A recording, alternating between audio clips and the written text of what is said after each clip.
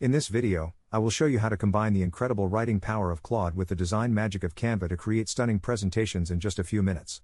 Many people spend hours manually typing out slides, but you can automate almost the entire process using a simple bulk create workflow.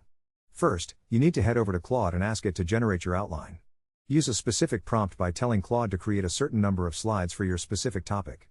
Most importantly, you must ask Claude to format the response as a table where each row contains a slide title and 3 short bullet points. This table structure is the secret key that makes the automation work flawlessly later on. Once Claude generates that table, simply highlight the cells and copy them to your clipboard. Now you can switch over to Canva and pick a presentation template that fits your style.